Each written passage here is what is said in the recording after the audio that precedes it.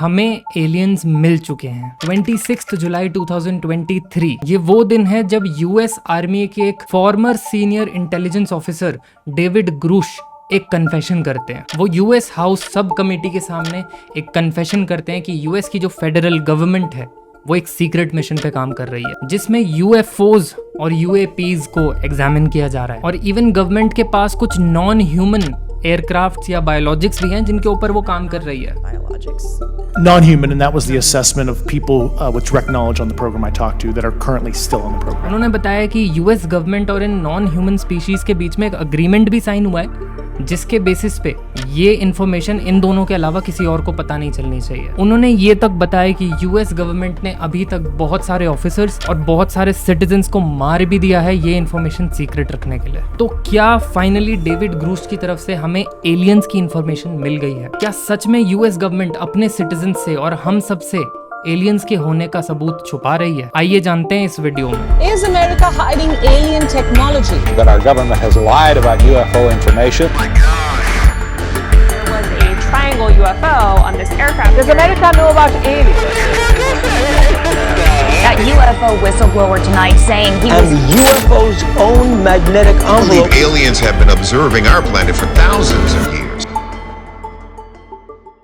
ध्यान रखना होगा कि डेविड ग्रूश ऐसे पहले इंसान नहीं है जिन्होंने ऐसी कन्फेशन करी है। 24 जून 1947 ये वो दिन है जब केनेथ आर्नोल्ड नाम के एक इंसान जो कि एक मिलिट्री पायलट थे वो क्लेम करते हैं कि उन्होंने कुछ ऐसी नॉन ह्यूमन कुछ फ्लाइंग सॉसर टाइप कुछ देखा है। सियाटल के पास उन्होंने एक या दो नहीं 9 चमकते हुए ऐसे फ्लाइंग सॉसर्स को देखा है। उन्होंने बताया था कि वो सॉसर्स या जो भी वो यूएफओस थे वो इतनी स्पीड से ट्रैवल कर रहे थे, लगभग 2000 किलोमीटर पर आवर की उनकी स्पीड रही होगी। और इस इंफॉर्मेशन के बाहर आने के बाद यूएस में बहुत सारे लोगों ने और गवर्नमेंट ने यूएफओस के बारे में जांचना शुरू कर दिया। अब एक कोइंसिडेंस ये भी रहा कि जहां जहां ये यूएफओस को स्पॉट किया गया था सिटीजन्स या आर्मी पर्सनल के द्वारा, उनमें से कुछ जगहों के पास एटॉमिक या न्यूक्लियर साइट्स भी थी। वो साइट्स जहां पर न्यूक्लियर बॉम्ब्स की टेस्टिंग होती थी। और जब ये सब चल रहा था इसी दौरान न्यू मैक्सिको में रहने वाले एक इंसान को याद आता है कि करीब 3 हफ्ते पहले उसने अपने खेत में भी ऐसा कुछ कचरा पड़ा हुआ मिला था। इस कचरे के अंदर कुछ फॉइल जैसी चीज, कुछ रबर के टुकड़े और कुछ वुड के टुकड़े उसे मिले थे। पहले तो उसे समझ नहीं आया कि ये कचरा किस चीज का हो सकता है, लेकिन ये यूएफओज की न्यूज सुनने के बाद उसे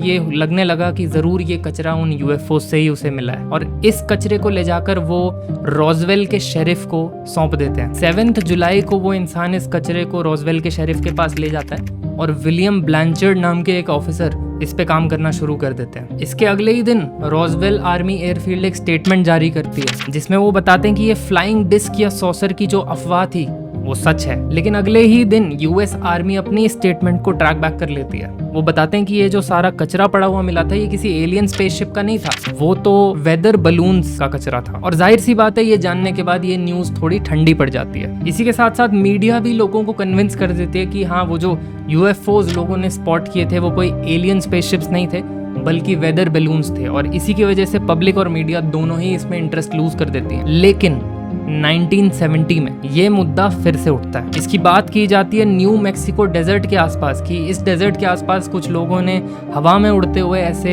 एलियन स्पेसशिप्स को देखा है जिसके ऊपर बिजली गिर गई और वो क्रैश होके जमीन पे गिर गए। कुछ लोग तो ये भी कह रहे थे कि स्पेसशिप्स के अंदर जो एलियंस थे वो क्रैश होके वो भी वहां पे मर गए हैं। आगे जाकर 1980 में मेजर मार्शल नाम के एक इंसान ने एक किताब लिखी। वो अपनी किताब में लिखते हैं कि रोजवेल इंसिडेंट के दौरान जब वो उस कचरे को एग्जामिन कर रहे थे तो वो गिरा हुआ कचरा कुछ भी ऐसा नहीं था जो इस धरती पर बनाया गया हो, वो कुछ इस धरती के बाहर का था। मीडिया भी इसमें इंटरेस्ट लेने लगी और लोगों ने अपनी अपनी थ्योरीज बनाना शुरू कर दी। कुछ लोग कहते थे कि अमेरिका ने एलियंस को पकड़ लिया और एक सीक्रेट बेस में उन्हें छुपा कर रख दिया जिसका नाम है एरिया 51। कुछ लोगों ने इसकी डायरेक्ट कंफर्मेशन भी दी। बॉब लेजार नाम के ये इंसान बोलते थे कि ये MIT ग्रेजुएट है और ये एरिया 51 में काम किया करते थे और उनका काम होता था एलियन एयरक्राफ्ट या स्पेसशिप्स को स्टडी करना, उन्हें रिवर्स इंजीनियर करना और पता लगाना कि एलियंस कौन सी टेक्नोलॉजी का यूज कर रहे हैं। I'm known for working at a classified base known as S4 near Area 51.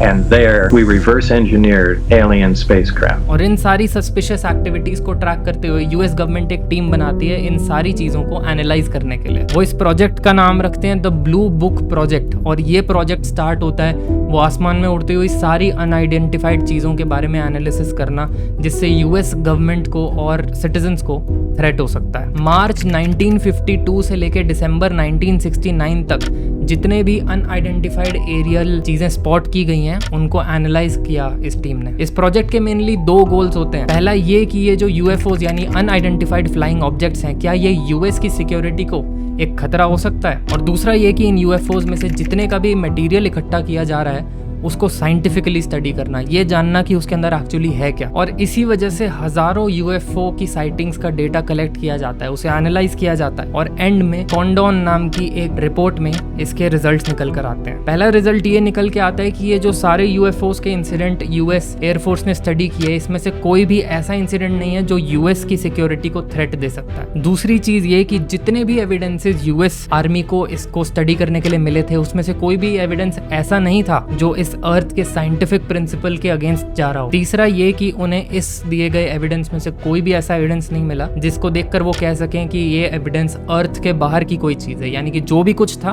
वो इस अर्थ का ही था। प्रोजेक्ट ब्लू बुक ने करीब 12,618 यूएफओस की साइटिंग्स का डेटा कलेक्ट और एनालाइज किया था, जिसमें से मैक्सिमम जो उड़ने वाले यूएफओस थे उसका रिजल्ट निकल कर आया कि वो यूएस के अपने ही स्पाई एयरप्लेन्स थे। प्रोजेक्ट ब्लू बुक के इस कंक्लूजन ने लोगों को बिल्कुल सेटिस्फैक्शन नहीं दी। अब ऐसा इसलिए भी था क्योंकि इसके जो हेड थे एडवर्ड कॉन्डन, उन्होंने इस प्रोजेक्ट को पूरा होने से पहले ही एक स्टेटमेंट जारी कर दी। उन्होंने मजाक मजाक में बोल दिया कि ये यूएफओज कुछ असली चीज नहीं होते, ये सब तो ऐसे ही मनगढ़ंत कहानियां होती हैं। और इसको देखकर मीडिया और पब्लिक को ये लगने लगा कि ये जो ब्लू प्रोजेक्ट पर टीम काम कर रही है ये बिल्कुल भी सीरियसली अपना काम नहीं कर रही है, ये एक प्रेजुडिस कंक्लूजन अपने दिमाग में लेकर चल बैठे हैं जो ये पब्लिक को थोड़े दिन में सुना देंगे, और ऐसा ही होता है। Dr. Robert Condon was somebody that was strenuously opposed to the idea that UFOs could be alien craft of any kind. और बाद में ये पता चलता है कि वो इंसान जो अपने आप को एरिया 51 में काम करने वाला इंसान बता रहा था, यानी बॉब लेजार, वो कोई MIT ग्रेजुएट नहीं होते हैं, उनकी डिग्री फर्जी होती है। उनका चिट्ठा खुल जाता है और ये भी पता चल जाता है कि वो एरिया 51 में कभी काम नहीं करते थे। बॉब लेजार सिर्फ एक कॉन्स्पिरेसी थ्योरिस्ट हैं जो अपनी मनगढ़ंत कहानियां लोगों को सुनाते हैं और पब्लिक में एक ऐसा इंटरेस्ट पैदा करते हैं। अब लोगों का डाउट एरिया 51 को लेकर लेजिट था, वो इसलिए क्योंकि ये जो सारी यूएफओ की साइटिंग्स हो रही थी वो एरिया 51 के आसपास के एरियाज में ही ज्यादा हो रही थी। तो क्या सच में एरिया 51 के अंदर एलियंस हैं आज की डेट में भी? इसको भी यूएस गवर्नमेंट ने बाद में जाके क्लैरिफाई किया और ये बताया कि एरिया 51 एक मिलिट्री बेस है। अब एक्चुअली लोग जिन उड़ती हुई चीजों को यूएफओ समझ के यूएफओ साइटिंग्स का क्लेम कर बैठे थे, उनको ये पता चलता है कि वो यूएफओस कोई एलियन स्पेसशिप्स नहीं थे बल्कि यूएस आर्मी के स्पाई एयरप्लेन्स थे। और क्योंकि एरिया 51 एक मिलिट्री बेस है तो इन स्पाई प्लेन्स की टेस्ट फ्लाइट्स भी इसी एरिया के आसपास ही हुआ करती थी। अब ये सिक्योरिटी प्लेन्स दिखने में बहुत यूनिक होते हैं, ये नॉर्मल पैसेंजर एयरप्लेन्स की तरह नहीं होते, और इसी वजह से हो सकता है लोगों को दिखने में ऐसा लगा हो कि ये कोई एलियन स्पेसशिप है। और जो मैंने आपको इस वीडियो के शुरू में बताया था 1970 का इंसिडेंट जहाँ पे बहुत सारे यूएफओस को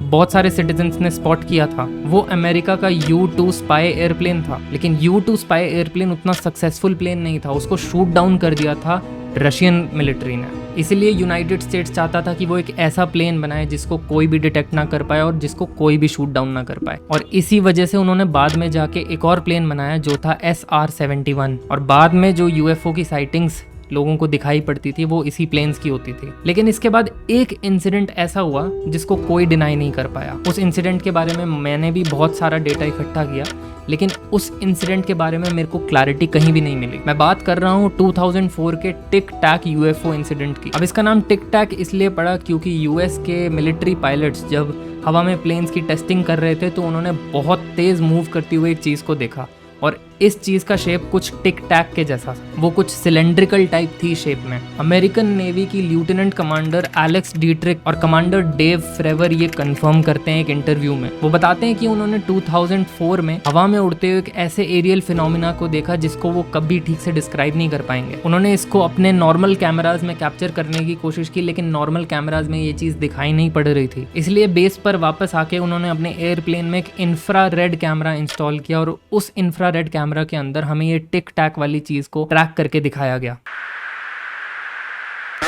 against the wind. The wind's 120 knots from the west. Well, if there's a thing, it's rotating. जैसा कि मैंने बताया 2004 का ये टिक टैक इंसिडेंट एक ऐसा इंसिडेंट है जिसके बारे में आज तक भी कोई क्लैरिटी नहीं है, लेकिन फाइनली 2013 में अमेरिकन गवर्नमेंट बहुत सारे डॉक्यूमेंट्स रिवील करती है। वो ये रिवील करते हैं कि ये जो अर्ली यूएफओ की साइटिंग्स थी 1940 से 60s को लेकर, वो अमेरिका के स्पाई एयरप्लेन्स ही थे, और उस इंफॉर्मेशन को उन्होंने पब्लिकली उस टाइम इसलिए नहीं बताया क्योंकि उस टाइम वॉर की सिचुएशन थी, और वॉर की सिचुएशन में लोगों को कोई भी आंसर देना, भले ही वो यूएफओ की एग्जिस्टेंस का हो या नॉन एग्जिस्टेंस का हो, वो बहुत ही केओस पैदा कर सकता था। अब 2013 के बाद कोई रेयरली ही एलियंस के बारे में बात करता था। लोगों ने एलियंस को चीजें एट्रीब्यूट करने से हटा दिया था, वो एलियंस में नहीं मानने लगे थे। लेकिन ये मुद्दा कुछ दिन पहले फिर खुलता है। डेविड ग्रूस, जिनके बारे में मैंने आपको इस वीडियो की शुरुआत में बताया, वो यूएस मिलिट्री के एक फॉर्मर इंटेलिजेंस एजेंट थे। उन्होंने कुछ ही दिन पहले यूएस की सब कमेटी के आगे कन्फेस किया है कि उनके पास इन नॉन ह्यूमन बायोलॉजिक्स के बारे में सारी इंफॉर्मेशन है। वो कहते हैं कि वो पब्लिकली इन चीज़ों के ऊपर क्लैरिफिकेशन नहीं दे पाएंगे, उन्हें एक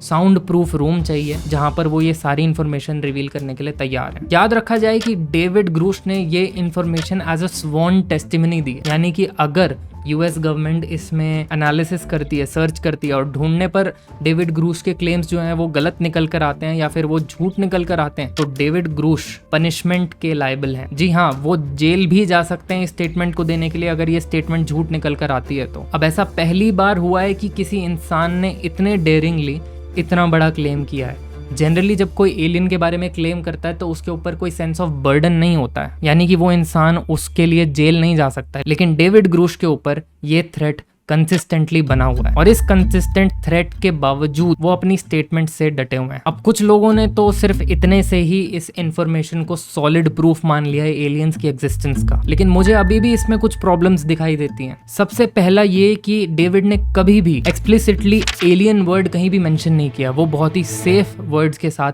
प्रोसीड कर रहे हैं। उन्होंने बस ये बोल दिया कि बहुत सारे प्लेन क्रैशेस में से नॉन ह्यूमन बायोलॉजिक्स मिले हैं गवर्नमेंट को। अब ध्यान रखा जाए कि किसी भी चीज का नॉन ह्यूमन होना उसका एलियन होना प्रूव नहीं करती है। सपोज अगर मैं एक मशरूम के बायोलॉजिक्स उठा के स्टडी करूं तो वो भी नॉन ह्यूमन बायोलॉजिक्स के अंडर ही आएगा। दूसरी चीज ये कि 1940 से लेके आज तक हमारे पास कोई भी क्लियर कट फुटेज नहीं है एलियंस की। करीब 60-70 साल हो गए इन यूएफओ से रिलेटेड अफवाहें और न्यूज की, लेकिन आज तक हमारे पास कोई ऐसी फोटो या वीडियो नहीं है जिसको देख के हम अनडाउटेडली कह सके कि हाँ ये कोई एलियन स्पेसक्राफ्ट हो सकता है। तीसरी चीज ये कि हमारी इग्नोरेंस इसमें एक बहुत बड़ा रोल प्ले करती है। 2023 हो चुका है, लेकिन आज भी बहुत सारे लोग ये मानते हैं कि गीजा के जो पिरामिड्स हैं वो किसी एलियन ने आके बनाए थे। Rather than ancient African culture को प्रेज करना या प्रमोट करना ये बोल के कि उस टाइम पे उन्होंने कितने एफर्ट के साथ ये पिरामिड बनाए, आज भी हम ये मानते हैं कि वैसे पिरामिड्स तो इंसान बना नहीं सकते, तो ज़रूर किसी एलियन ने वो बनाए होंगे। और ये नेचुरल भी है, इंसान की ये टेंडेंसी होती है कि जो चीज़ उसने आज से पहले कभी नहीं देखी हो या जो चीज़ उसके अपनी कैपेबिलिटीज़ के अंदर नहीं लगती है, वो हमेशा अपने से किसी बड़ी चीज़ को एट्रीब्यूट कर देता है। ये मान लेना कि जितने भी यूएफओज लोगों ने स्पॉट किए हैं वो वेदर बलून्स थे या फिर दूसरी कंट्रीज के स्पाई ड्रोन्स थे या स्पाई एयरक्राफ्ट थे, ये हमारे लिए बहुत ही बोरिंग होता है। एज अ ह्यूमन हमें हमेशा मसाला चाहिए होता है, और जिस चीज़ में कंक्लूसिव रिपोर्ट्स ना हो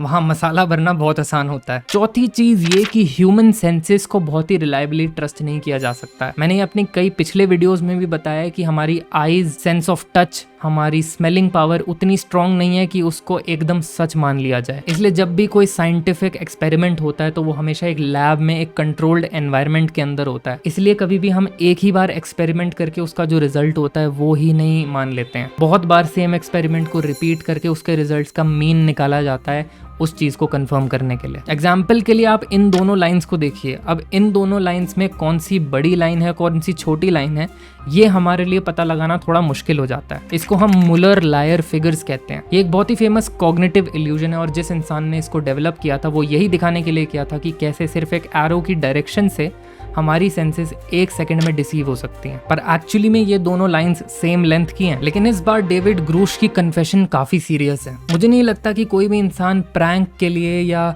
एक कंस्पिरेसी थ्योरी के लिए अपनी जिंदगी को रिस्क पे लगाकर इतनी बड़ी कन्फेशन कर सकता है। डेविड ये अच्छी तरीके से जानते हैं कि अगर उनकी बताई गई इन्फॉर्मेशन सच नहीं निकलती है तो उनके अगेंस्ट गवर्नमेंट एक्शन लिया जाएगा। और इवन उन्होंने गवर्नमेंट के अगेंस्ट ऐसे ही बहुत सारी स्टेटमेंट्स दी हैं, तो ऑब्वियसली उनकी लाइफ भी रिस्क में हो सकती है। अब यूएस गवर्नमेंट इस पे काम कर रही है और उन्होंने नासा को भी बोला इसके बारे में रिपोर्ट्स पब्लिश करने के लिए। तो जब तक पेंटागन या नासा कोई फाइनल कंक्लूसिव रिपोर्ट नहीं देता है, हमें इसके बारे में कोई भी कंक्लूजन बनाने से बचना चाहिए। हालांकि मैं ये नहीं कह रहा कि एलियंस एग्जिस्ट कर ही नहीं सकते, पॉसिबिलिटीज आर ऑलवेज ओपन। अब हमने जाना कि क्यों यूएफओज इतने कंट्रोवर्शियल टॉपिक रहे हैं, और इसी तरीके से एक और कंट्रोवर्शियल टॉपिक है ओशो की जिंदगी। अब ओशो को गए हुए लगभग 30 साल हो चुके हैं इस दुनिया से, लेकिन आज तक भी ओशो की आइडियोलॉजी या फिर उनकी जिंदगी को हर कोई नहीं समझ पाया है। अगर आप जानना चाहते हैं कि ओशो कौन थे और क्या थी उनकी आइडियोलॉजी, तो आप इस वीडियो को देख सकते हैं।